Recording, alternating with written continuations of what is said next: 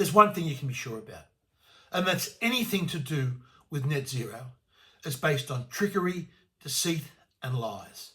And we've got it again today with this headline in the paper saying Australians back steeper targets. Well, it's a complete load of utter BS. Firstly, just have a look at this polling that they did, which is not polling to get this result. It's simply asking push polling questions to get a preconceived result. So the question they asked here was, the Climate Change Authority is expected to release a new emissions target for 2035 for CO2 reduction.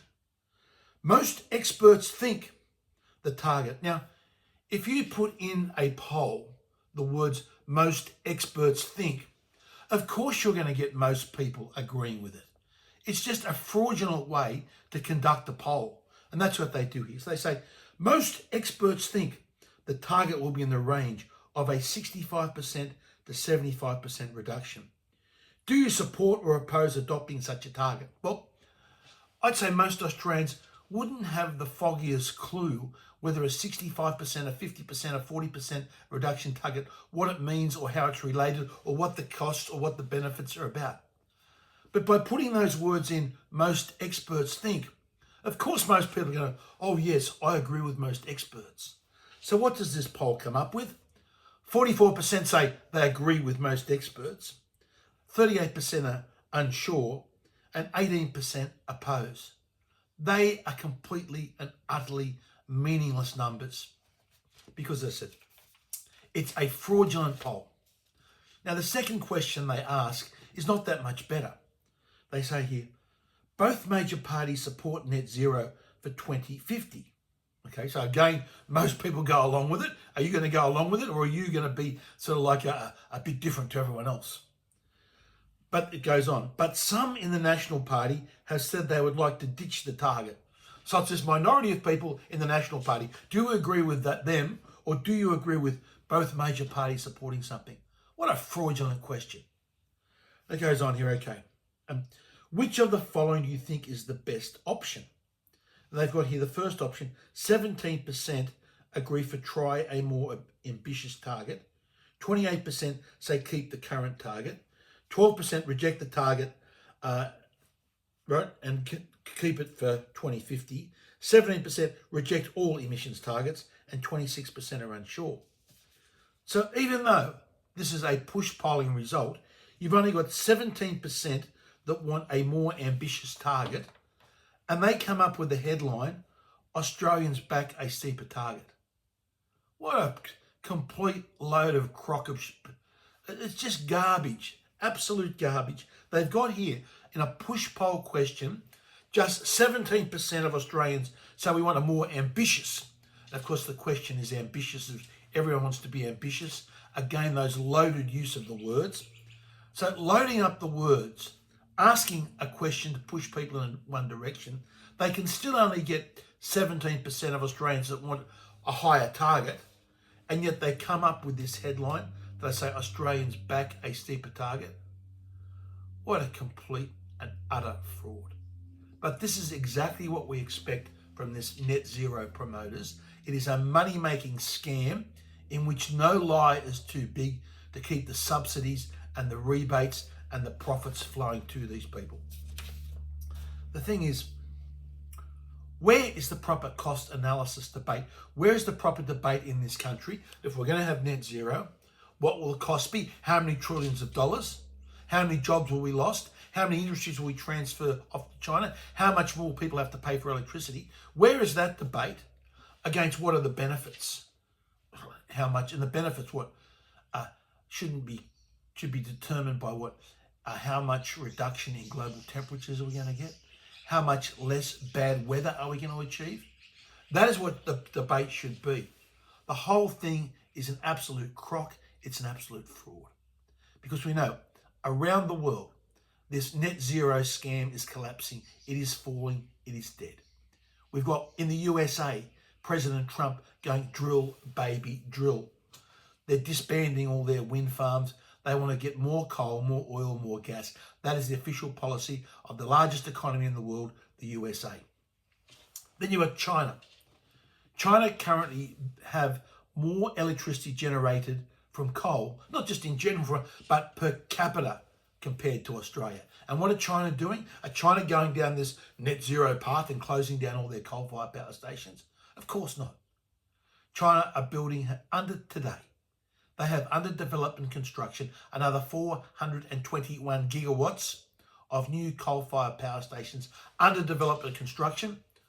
421 gigawatts, Australia has 21, which we're trying to close down. So China is building 20 times more new compared to what we are closing down. India. We know India have made an announcement. They want to increase their coal productions by 500 million tonnes over the next 5 years.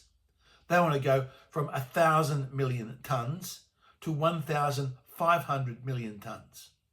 And here in Australia, our total coal output is a mere 390 million tonnes.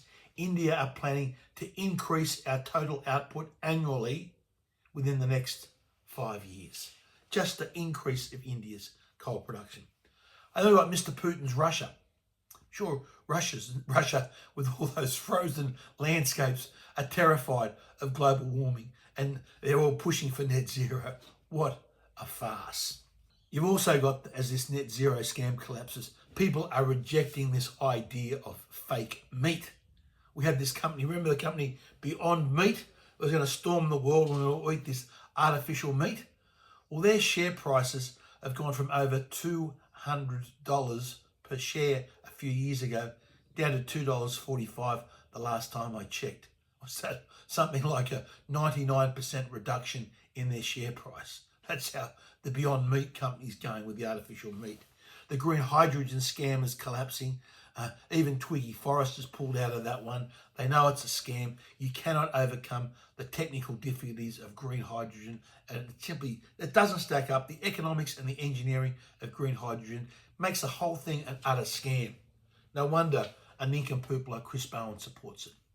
Then we've got the offshore wind industry collapsing. Luckily to hear, the good they pulled out also now. The last company trying to push for that wind farm off Newcastle has pulled out. It's a complete scam. The costs are just that far inflated. It is completely, utterly inefficient. To try and build hundreds of floating wind turbines off the coast of Wollongong and Newcastle was always an insane idea. Of course, backed by Chris Bowen, and thankfully that's all collapsed. Remember, we're going to be this renewable energy superpower. We're going to export all this solar power to Singapore, laying an undersea cable thousands of kilometres, through the most, geologically unstable place on the world. That idea was never going to float. That idea has collapsed as well. And we've also got every single alarmist prediction collapsing. The Arctic ice is not melting away. The Antarctic ice is not melting away. The islands that we said were all going to sink under rising sea levels are actually growing in size. The number of climate disasters is not increasing, it is trending downwards. The cost of climate disasters, the true economic cost, is declining downwards. We've seen a decline here, especially in Australia, of the number of the most destructive climate disasters, cyclones trending downwards. There is no evidence anywhere of increased droughts or floods. The whole thing is a complete and utter scam. It's collapsing around the world. And it's about time we here in Australia wake up and at least have a proper debate, because everything we do with net zero hands an economic, political and military advantage to the communist Chinese. It is a wealth transfer mechanism out of this country to communist China. It'd be bad enough if it was a wealth transfer mechanism out of this country anywhere. But to transfer our nation's wealth to a country that is aggressively expanding their military and trying to increase their military presence in the South China Sea and the Indian Ocean, to transfer wealth under circumstances like that, truly, these people that are pushing for this net zero are traitors to our nation. Net zero is going exactly the same way as the debate on The Voice went. At first it had, yes, popular support. But when Australians worked out what the detail was, what it really meant, when there was actually a proper debate in the public.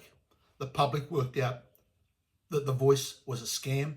The public is going to work out that net zero is a scam. It's just a matter of time.